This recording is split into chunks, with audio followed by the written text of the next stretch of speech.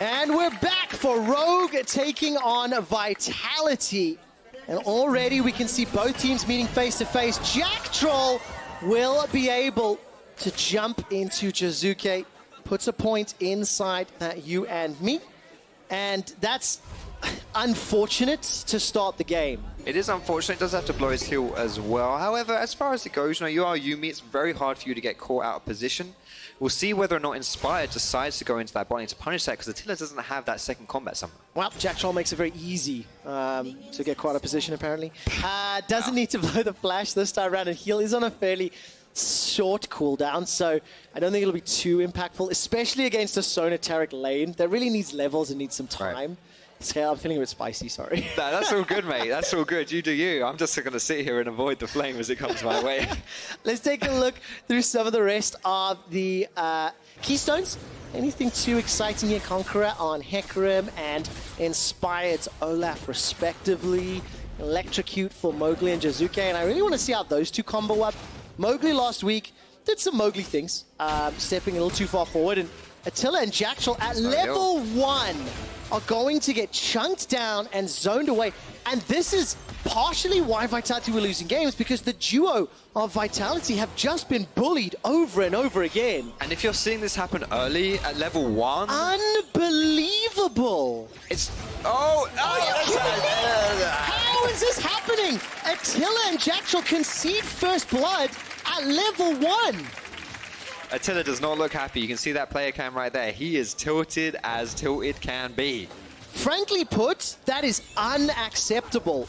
Attila will teleport back into lane, but first blood giving to Woolite Sona. Yeah, and we can see the pathing here from Inspired as well. I mentioned this, they might want to be showing into this bot side. He's cleared his top side jungle. He's going to be doing what looks like mostly a full clear. And if he does decide to go down to that bot lane, there is no way, absolutely no way, that Attila and Jactroll can dodge a gank from Olaf if he times it correctly. All right, I am hearing that it is Mowgli pausing the game. I will get confirmation from the refs exactly why, but I did see him just point at his headset. So we'll get an update in a few moments. I shouldn't really speculate because it might be something different. His point is his headset. My bot lane's flaming me. Yeah. What's going on? They're saying better jungler wins. I will find out, let you know exactly what's happening. But Vitality, I mean, there's so much pressure on this team. And the expectations were so high because of how explosive they were last year and how they were at the beginning of the season. Yeah, Vitality, don't forget as well, in that spring split, they spent a lot of time towards the top of that table as well. They weren't just like a complete crash and burn season. And it is just, you know, this team did so well at Worlds last year. Yeah. I mean, it's very easy when you're an esports fan or a League of Legends fan to be able to just say, you know what, if you sucked like a month ago, you now suck. Yeah. And forget how good you were 2 months ago. The thing is, I keep living in the golden era, and we're starting to see this continued run of poor performance.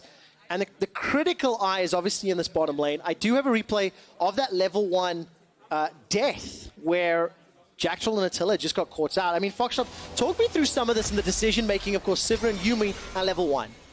I mean, decision-making, I'm not sure there is much going on up there, honestly. I think the problem is that...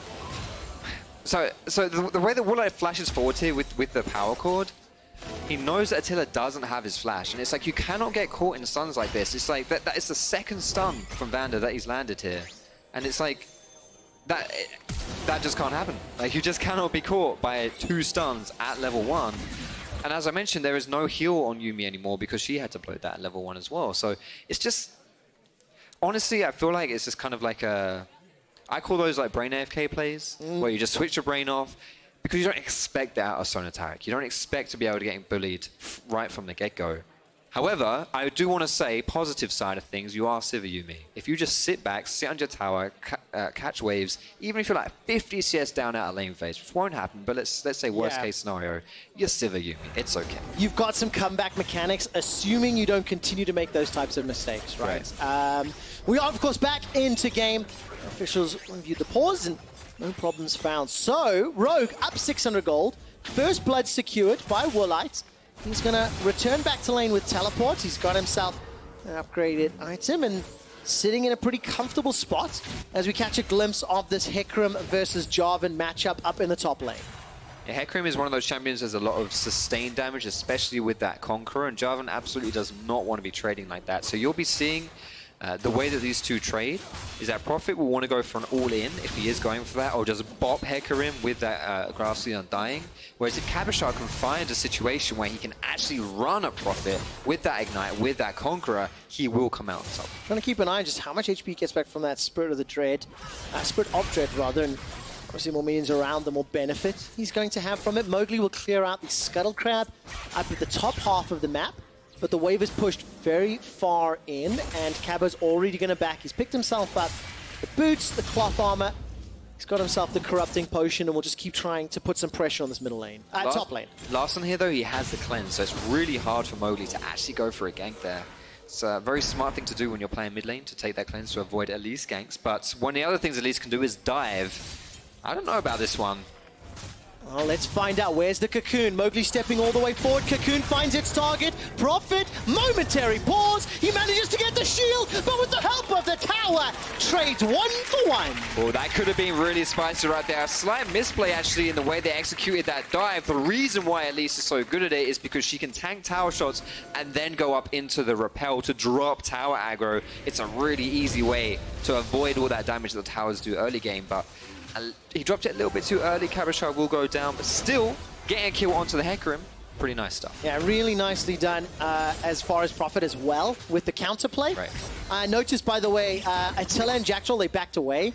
Jactroll, of course, no flash as he's playing Yuumi, but his AD carry that has flash has it on cooldown. So they backed away once Inspired showed his face. A couple of plates gets chunked away. I think they secured one for some damage on the second. And while that was going on, Mowgli made his way to the mid lane, just put some pressure on Larssen, but didn't really go anything further. What's really nice about this this jungle matchup specifically, with Mowgli Inspired playing the Elise and the Olaf respectively, is that both of these champions can hard carry ganks by themselves in the early game. A lot of time when you're asking yourself questions as a jungler, what lane do I play around, where do I want to go, you have to take into consideration how much help you can get out of your laners to set up and to kind of activate those ganks.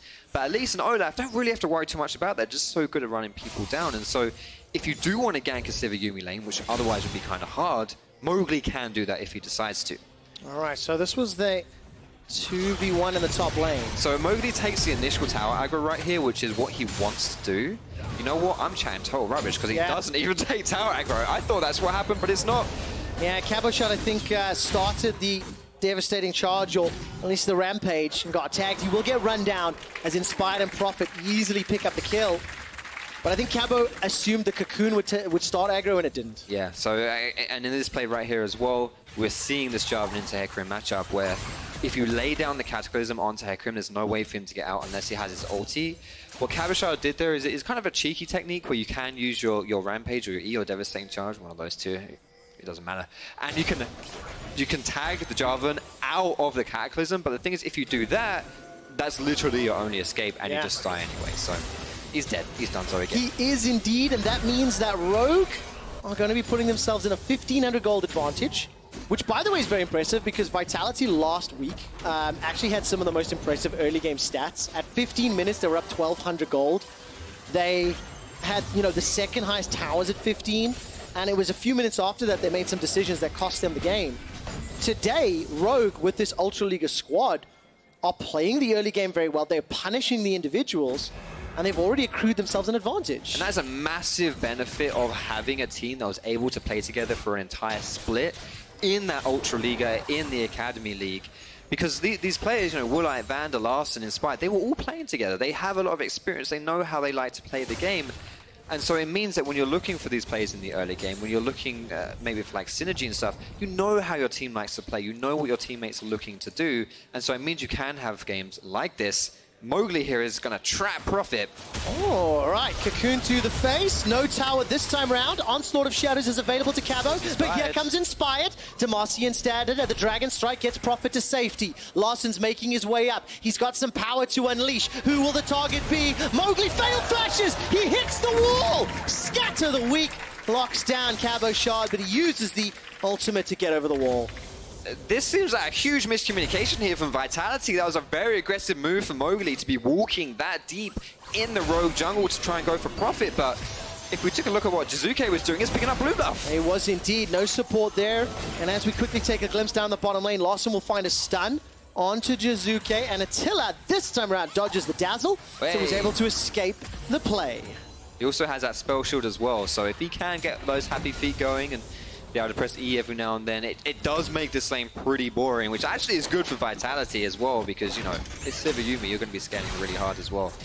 We've got to see Vitality, they're making a little bit, kind of overstepping in that top lane play, but they've got to make sure if they're going for these kind of plays that everyone is in board, specifically on mid lane now. It's all about mid lane. A lot of League of Legends teams will play through their mid laner, because then that unlocks the entirety of the map when your mid lane can move around and go for these plays. We're going to see a replay here of exactly what I was talking about. What's really important right now is you want to look at the mini map as well, because this play by itself is actually fine by Vitality if it is a 2v2, but look at this. What's going on the bottom right of your screen?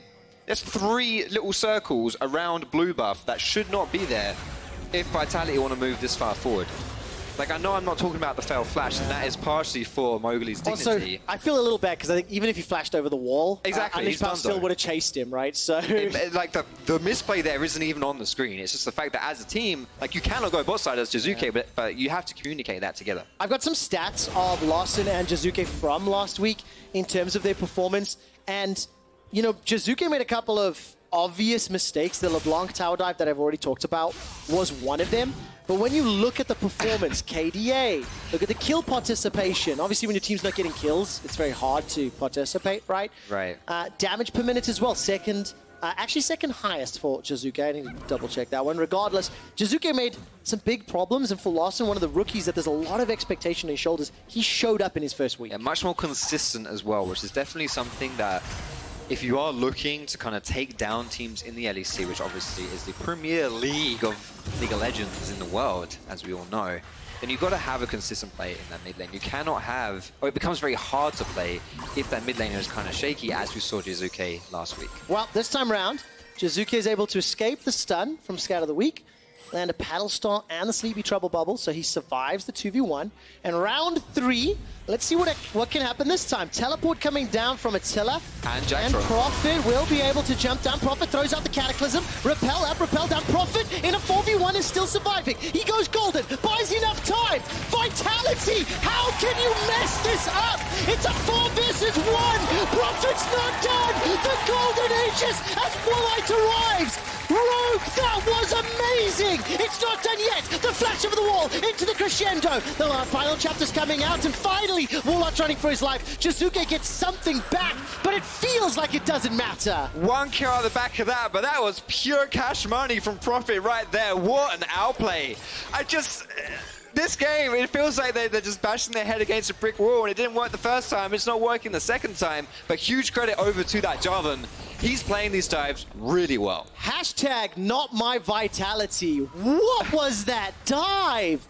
That just seems so out of sorts, you know? Yes. It's just not on the same page. And again, this Elise, you can't use repel aggressively. You're meant to take tower aggro and then drop it with repel. And I have to turn the perspective to Prophet. I really hope we have ProView running on his screen, because surviving the 1v4, using every single ability, I mean, this Alienware replay is brought to you. We're going to follow the TP, but put yourself in Prophet's shoes. It's now a 4v1 right here. So he dunks down the Cataclysm, flashes out, and he's buying time. He knows that all he has to do is buy time, because look at this TP that comes through from the Sona Taric as well. This comes through, and like instantly with that protection, I'm actually not 100% sure. Wait, I'm not 100% sure what that interaction was. But he instantly got the Taric ulti there, or am I blind? It may have been started to channel while teleport was happening. Right. So preparing Cosmic Radiance from bottom lane, we have to look at it. That's nutty if that's the case. The timing, I mean, Rogue are just sitting there going cha-ching, cha-bling with Prophet, because that was fantastic. 3-1-2, Black Cleaver completed, 300 gold bounty. What a confident play. Oh, by the way, Polish Ultraliga is starting on Tuesday. That's where Rogue's regional team is playing, where a lot of these players have made their name. Right now, when you look at the league, players like Finn, Selfie, Heku, they're all playing over there. And it was that league that generated this Rogue squad that has a 3,000 gold lead and they're putting pressure up in the top lane. I just took a look at that play, that dive in the top lane. Literally, Woolite channels TP and VandeR ults himself next to Woolite, and it carries the ulti over the Prophet. That is one of the most underrated outplays I think we'll see, because he's not even in, he's on the other side of the map. But VandeR, mate. It's only underrated if you don't highlight it. Right now, it's highly rated. Yes, I'm doing my job. Approved by Foxtrot. The superior analyst. There we go, Spring Split champion. And this will allow Rogue to pick up the Rift Herald in the top lane. They have vision control. They will pick up the first tower as well, just ahead of Mowgli and Cabochard in the bottom lane. And remember Vitality's gold lead average from week 1? It's going to be in the negatives after this game. Yeah, 4K deficit at 13 minutes is slightly suboptimal. Yeah, slightly suboptimal I think indeed. I can say that and not be too out there. I think that's a fair comment to say. I completely agree. Jactroll will be working with Attila now to this top lane to try and defend this minion wave. But for Vitality, it's not damage control. So Foxtrot, let's look a little into the future. Okay. How do Vitality now start to hold back or try to stop Rogue using their team composition? Well, Vitality's wave flow is pretty decent, right? You have the Sivir, you have the Zoe as well, so you always have the option there to kind of just not let Rogue consistently siege your towers. And the thing when you have this like Sona Taric as well is that you're not the greatest at taking away things like objectives, right? So specifically the neutral objectives is something you rely on strong, consistent single target damage. It's not really what a Sona Taric brings to the team comp. So to that degree, Vitality probably won't be caught sleeping on like a Baron play and should be able to hold minion waves down. And then you just reach around power spikes to kind of like 1 or 2 items for Jiizuké, 2 or 3 for Attila as well. And if you can make the picks happen, if you can get the catch with the Yuumi Hecarim, with the Sleepy Bubble Trap, with the Cocoons, whatever, that's how you start clawing your way back into it. All right, so time will tell if those skill shots can land and if those picks can happen. And I think crucially, Vision's going to be so important to allow those picks to even happen. So Cabochard's got himself the Onslaught available. Would maybe have just been kicked back if he'd initiated. Scatter the Weak from Larssen was well timed. He's, by the way, 158 CS. Luden's Echo completed. He's farmed himself up a little bit of advantage. Obviously got that kill as well. And there's a lot of damage. But the flag and drag, Prophet will get taken out by the Sleepy Trouble Bubble. And Vision, that's what we talked about. Picks, that's what Vitality needs. Third time's a charm there for taking down Prophet and actually not have something go back in your face as well. 2 towers to 1 here for Rogue. It's the second tower going down in that bot side. I believe it was like 3 plates were taken as well, yeah. So it's a pretty profitable bot lane tower there. That no pun intended. No, not at all, because of course he died. He did die. But of course that was what Vitality conceded, right? They had numbers in the top side river, right. So they get the kill, but they lose the ability to defend the bottom tower. And every time I look at the minimap, I do see a ring of wards that Rogue are placing around their strong side of the map. They've got 4 members near the Dragon. Attila's left alone in the top side. And Dragon will be secured here. Observers, thank you so much for highlighting the vision. And that'll be the second Dragon secured here by Rogue as they continue to press the advantage in their lead. 16 minutes into this game right here. I mentioned that when you're ahead, you kind of want to look for sieging objectives, and when you can't do that anymore, you want to go for the Baron plays, or not even necessarily taking down the Baron, just denying vision around Baron to force the enemy team to come into you so that you can then attack them, force a team fight, and you're stronger, bam, sorted, bish, bash, bosh. That's going to be what's going to be happening in this game because, as I mentioned before, Rogue aren't very good at actually taking away the Baron specifically. Right. And that's why Vitality have set up a lot of vision around this top side as well, because as this game goes on, it's really important that this is the area they have the eyes on so they know nothing funny is going down. Fortunately, still 3 minutes till Baron. Yeah. It feels like so much has happened. We're not there quite yet, but look at Jiizuké. He's got himself a needlessly large rod and that Luden's Echo, quietly farming himself up 170 CS. He's got 2 of his team's 3 kills. Kind of feel like he's just like snuck them in there. You know, that Sleepy Trouble Bubble a moment or 2 ago. So if Jiizuké can land some good poke. Oh, that was a very good stun. Insta cleanse though, coming up from Jiizuké. I think he'd stolen that one from Larssen as the Sleepy Trouble was used. So Spell Thief working in his favor. Rogue now putting pressure on the tower. And as I mentioned, if Jiizuké has found his groove, he can set up some very long-range picks thanks to that Sleepy Trouble Bubble. And Vitality caught sleeping a little bit here. That is going to be the 3rd tower going down to Rogue as well, while Attila's doing his own work in that bot side. He won't be able to get too much here though, as Rogue is responding.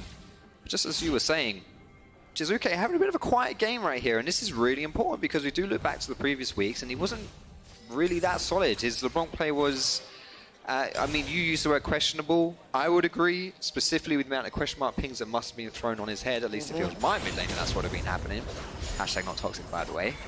And the thing is, right now, if you're in a 2-0 situation, that responsibility is on your shoulders. And what a story for this guy when he's got to turn it around from one game to the other if Vitality really want to prove that they are a playoff team in summer. What I really like is that if any members of Rogue are caught out of position, they need to be very quick. Both teams can outplay. There's a lot of heals and survives. The tower's being pressured here. Cocoon from Mowgli will slow down, but the heals and the shields from Sona and from Taric can do a lot to keep a stunned or Cocoon target up. But similarly, if Vitality can find themselves the CC followed up with the Elise or Hecarim, they can also find the insta-give before. So those windows of opportunity are so slim, and it comes down purely to execution. For example, that's a stun onto Jiizuké. Flash forward for Crescendo for Woolite. That's just a zoning ultimate for now. It will unlock the 4th tower of the game. And while Rogue are brute forcing mid, Cabo and Attila quietly farming up the side lanes. If I want to travel to the United States, it would take me around 8 hours East Coast, 11 hours West Coast. Or we could just draft Sona Taric, watch an ARAM, and suddenly we are teleported magically to the world of America. This happens all the time in NA. Teams just randomly grouping up mid, tacking it down. When you've got a Sona Taric comp, that's just the way you play the game, Trevor. But that's where the power goes. You say it so negatively, but isn't that what you're meant to do with those champions? Yeah, you are. I was just taking the jab at NA, to be honest with you. I know you were. I was trying to bail you out a little. You know, nah, mate, I dedicated to that one. Soften the tone. I just dove straight in that kind of like, in the donut of hate right there. I dove head first in and I just swam around the gooey center. It is coming up, of course, to Rift Rivals very soon. And by the way, Jiizuké, 8,300 gold. He's just ahead of Larssen. Got himself 2 needlessly large rods, so continuing to scale up onto power. And that is where I feel the pressure comes from Vitality. We've spoken a lot from their perspective because they're the team that's losing, they're the team that's to make things happen. What about Rogue? They're still 4,000 gold up.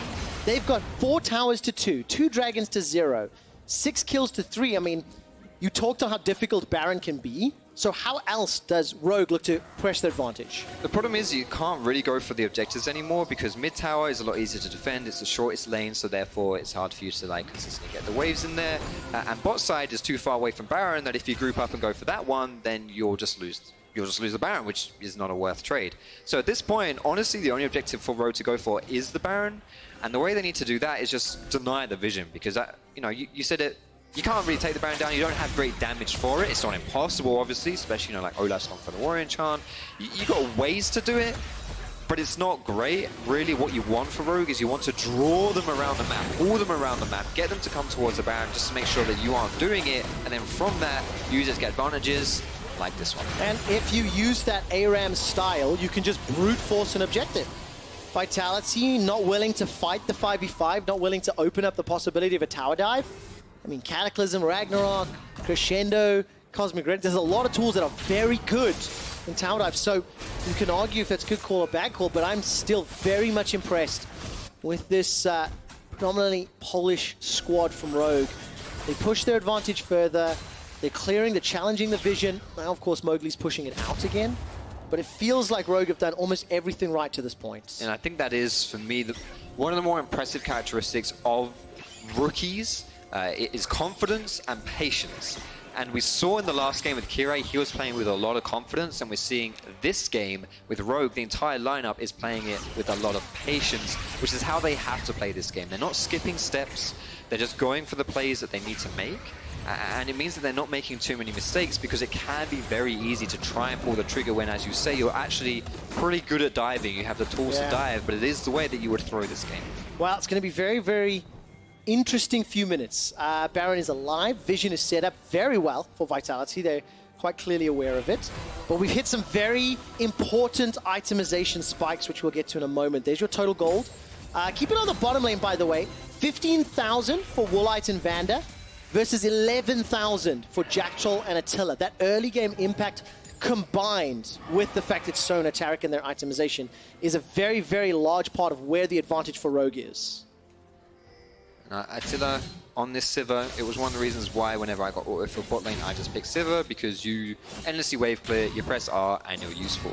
Yeah. So to have a item deficit on a champion like Sivir, not the end of the world, and as this game progresses and keeps going on, that goal difference as a percentage will get smaller and smaller, and it won't mean as much of vitality. Yeah, but the window is slowly closing. So let's see, for Rogue, I mean. You know, for Rogue, they need to take, or they have the opportunity to take advantage of that lead. Cabo and Jactroll unable to make anything happen onto Prophet.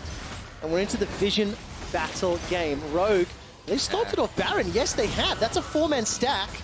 Prophet has got his teleport available, and Vitality, they're going to look to challenge. They should challenge this one. I don't know if Rogue want to do this. If you've got a TP coming in from Cabochard, he's recalled, he's going for the home guards before he TPs in.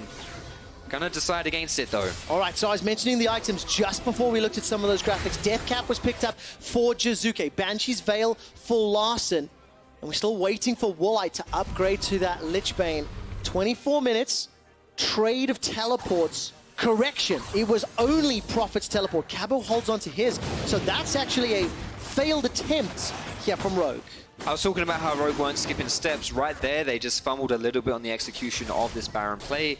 There was still a lot of vision around that Baron pit that they hadn't swept. They put a pink ward down in the pit, but there are these two standard wards outside the pit that meant that Vitality had proper vision on everything that was going down, and so very easy for them to kind of counter that play.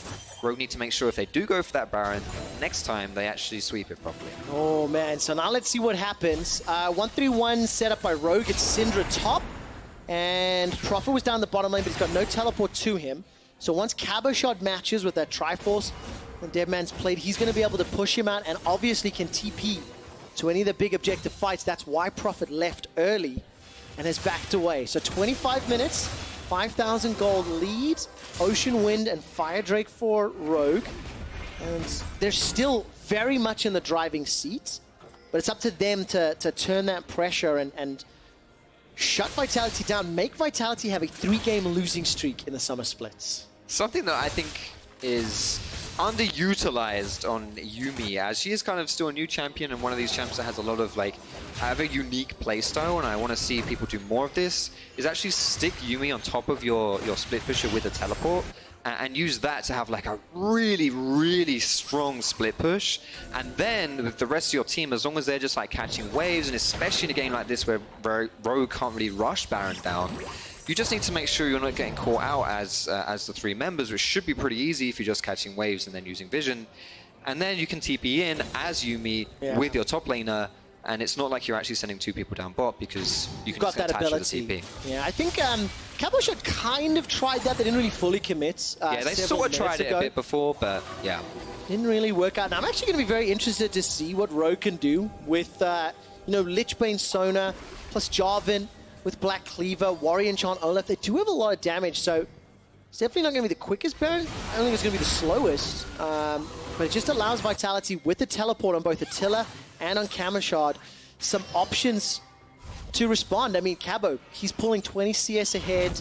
Obviously, Attila's got a significant amount of CS, but it's effective gold. He's still working towards that second upgrade. Only sitting on an Essence Reaver for now, and 2,000 gold in the bank. So Attila getting very, very close to completing his next big ticket item. And now it is up to Rogue. Right, they're forcing the Baron. Remember, Rogue has slowed down this pressure. They're looking for another tool to close out the game. They will get the teleport coming from Vitality. Baron's down to 3,000. This could be a battle in the pit. Cabochard's coming from behind. Baron gets chunked out, 2,000 HP. Getting closer to smite range. The engage from Prophet jumps onto Cabo. Onslaught of Shadows used defensively as Baron will slowly regen. He gets back up to half. Despite not securing the objective, Vitality have crucially stopped Rogue and bought time. This is what they need to do if they want to win the game. And Cabochard using his TP there means he won't have it up again if Rogue decides to rinse and repeat in the next few minutes. But again, these 2 wards right here, when Rogue go back and they VOD review this game and they decide to where did we go wrong? How can we play better? Sweep these wards, people, please, get rid of them. Not going to be able to do it just yet. They're starting off Baron. This is how Rogue, this is the tool they want to win the game. Sleepy Trouble Bubble will lock down Inspired. If he needs to Ragnarok, he can. Cabochard's ultimate's unavailable, and he's pushing that mid lane. A slow burn on Baron means Rogue are unable to play the pressure game and actually somewhat turned against them. I think Vitality's defensive play has been very good, and importantly, Attila did get the Infinity Edge, so he is scaling up. All of that good work from Rogue early is now slowly being undone. Yeah, Vitality are very good at stalling this game out with the wave clear from Sivir, with the wave clear as well from the Zoe, and the fact that Cabochard is still so strong in a split push in a side lane means that you're really lacking those kind of weak links to crack open Vitality here. Rogue, they're sort of doing the right thing. I don't want to say it again, but the ward situation here is irritating me. It's getting under my skin. I'm looking at the sweepers to see how many of them there are. One available for Inspired. Now Prophet's actually going to look for an engage here. Mowgli's got Flash available to him. Jiizuké with the help of Jactroll starting to move away. VandeR won't be able to find the Dazzle. Mowgli goes golden with the help of that stopwatch. And there goes the final chapter. Big team fights erupting. That's the Onslaught of Shadows defensively. Cabochard will go down. The stun catches Mowgli. You and me for Jactroll buy some time. And Rogue finally find the kills. 2 kills for Rogue means this Baron play should be done and dusted. There's a smite going down as well from Vitality. All this time, Rogue was setting up around Baron, and there's a lot of benefits of doing that. Ooh, Jactroll's done so. He's out of here as well. Look, it's a kitty cat, and it goes boom. Larssen insta-gives him, wow, 2 spells rather. Sleepy Trouble Bubble here from Jiizuké. I don't know if the Paddle Star will reach quite that far, especially with that portal jump. And the Paddle Star does have a lot of burst, so there is a tiny, tiny chance of hope here for Jiizuké to steal. Woolite and Inspired will do what they can to body block. And it will be finally a Baron secured for Rogue. Vitality will get themselves an Infernal Drake. We've got some golf claps here from the audience in Berlin as Rogue. It took them a long time. You can see some of the inexperience around playing that pressure game and the vision game, but eventually it does work out. The idea was good, the execution, mediocre. The execution was slow, we'll put it that way. But eventually, you know, all's well that ends well, right? So in the end, Mowgli gets caught a little bit with his pants down because they were, as Vitality had been for the past kind of 15 minutes of this game, trying to keep vision around Baron, make sure that Rogue won't be able to take it down. And this time around, it did burn them, it did bite them. Rogue are able to get these kills, it sets them up to be able to take this Baron. And now that they have this, it's really difficult for Vitality to play because they can no longer wave clear. And Rogue, who just want to group up and bundle down the lane, have the Baron buff to make that happen. Yeah, and they've got a lot of tools to tower dive. They've still got themselves that very big lead. And it was Vitality that was looking for more picks to try and stall skip, to try and claw their way back in. And ironically, ooh, it was a pick onto Vitality that cost them Baron. Now, despite Woolite getting chunked out, look at those heals and those shields between the Sona and the Taric. Paddlestar comes out. Jiizuké's doing everything he can. He's got himself a stolen cleanse, so that could be pivotal if a dive were to come down. And Rogue, they're setting it up. Sleepy Trouble Bubble will find out Prophet, nothing further. Jactroll jumps into Jiizuké. Prophet threatens the Cataclysm, but the base is open. There's nothing you can do at this point if you're Vitality. You have to look for an engage, but you can't do that because Rogue's team comp is so good in these team fights.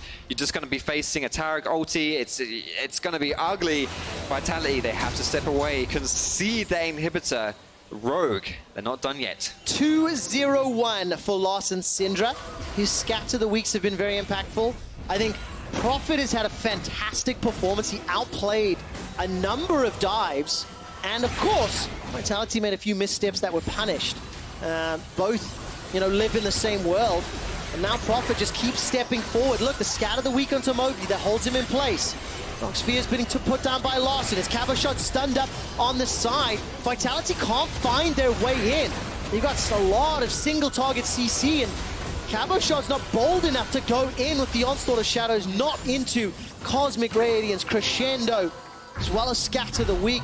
Rogue open up 2 inhibitors, and they have used this scaling team comp very well, and they outplayed Vitality's early game moves even better. The benefit of having that Baron buff means you can just bundle down one lane, siege, and there's not too much Vitality you can do about it. Now that they have these 2 inhibitors down, even when the Baron buff expires, the fact that they have 2 lanes that are going to be constantly pushing in means that you can then leverage that benefit to work towards this top side as well. Paying by numbers, they should be able to close this one out with these 2 inhibitors down. Oh man, it doesn't paint a pretty picture for Vitality, who will then go 0-9. The analyst desk set it up coming into the game. We talked about it. Vitality haven't been able to beat a playoff team since week 6 in spring. Now, with Rogue's retooled roster in summer, Rogue are looking better. They're on the verge of a 2-1 opening trio of games. And look at this, Attila forced to teleport back to base. Mowgli's looking for a side entrance, a flank cocoon. Yes, that's onto VandeR, but it's not going to be enough. What goes up must come down. Repel finally finishes as Mowgli will be able to escape with the help of Jactroll's ultimate.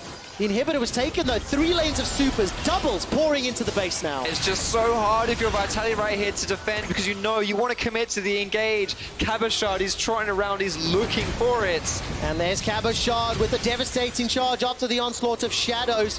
And he's going to be forced away. Larssen, I'm waiting to see the follow-up. Prophet and Inspired. There's the Cataclysm. The dunk comes down. Cabochard, he's not going to be able to do a lot more. He turns the pressure on. It's Mowgli that's already down. The 5-man stack of Rogue. They're pouring into the base. It's the ARAM style team fight. Jiizuké looking for Prophet. The prowling projectile won't be enough. Here comes Woolite with the save and the heal. Larssen's on a killing spree. 4-0-1 after a double kill in the final fight. Attila gets chunked out and the spell shield will not matter. There's no follow-up spells, but the power chord and the Q from Woolite managed to pick it up. Cabochard's the last man standing underneath the fountain. Do Rogue fancy the dive? The Nexus is falling to the Winions, and Rogue will look for the Nexus. Rogue take down Vitality.